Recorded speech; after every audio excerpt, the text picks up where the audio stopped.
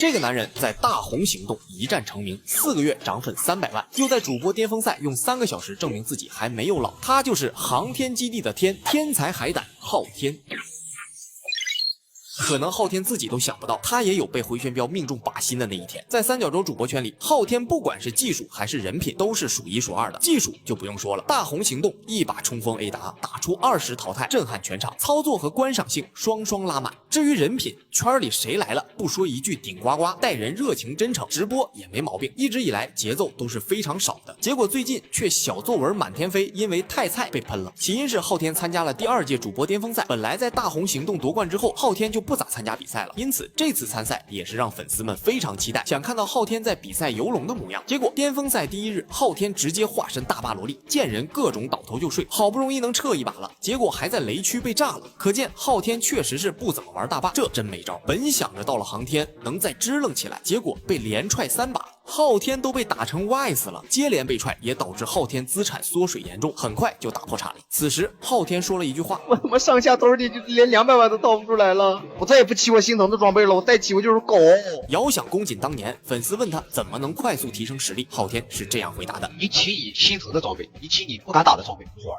打这个游戏不要这样，你就干就完了，你就骑好装备弄。这2段话放一块儿，对比就很明显。昊天也因此遭到了清算，说他平常就会炸鱼，靠装备压制，没了6套和 A 达啥也不是，同级装备谁也打不过。说白了就是电子竞技菜是原罪，尤其是昊天这样以技术成名的主播，一点小失误都会被无限放大。一开始还只是喷他菜，后来就变成德不配位，觉得昊天本来没啥节目，现在技术也没了，还好意思坐稳三角洲头部10万加主播的位置吗？对此昊天没有过多解释，这种情况下说再多也会被认为是找借口，用行动说话就是最好的回应。这次巅峰赛线下决赛改制，除了36位决赛争冠选手，还加入了108位赏金猎人。你昊天叔叔啊，本来都不想参加了，一听拿下击败榜第1就能拿走20万奖金，直接报名了。为了拿走奖金证明自己，昊天向众神祈祷，回应他的是1年前的自己。你有多久没听过那个故事了？真拿你没办法。做好喽，那是三角洲主播巅峰赛上足以载入对局记忆的巅峰对局，直播间嘈杂的只剩下耳机内密集的脚步回响与枪械轰鸣，赛场局势焦灼混乱，各路顶尖主播相互卡位围剿，强敌遍布整张地图。昊天深陷多方夹击的险境，不断遭遇多队包抄。面对一众身法枪法兼备的头部主播，昊天没有选择保守狗点 B 站，而是握紧了那把稳定性出众、近战远架全能的 M7。同台对手个个久经赛场拉扯、架枪、转点，样样精通，无数次抱团推进，牢牢占据地图优势点位，仿佛战局走向早已被他们掌控。谁也不会想到，层层封锁之下会迎来狂风骤雨般的反击。昊天稳步突进，目光如钉，没有多余迂回，没有花哨拉扯，冷静捕捉每一个交火窗口，一波波突进，接连收割，直至对局落幕，结算界面弹出，尘埃落定。昊天豪斩43杀，强势拿下全场击杀榜第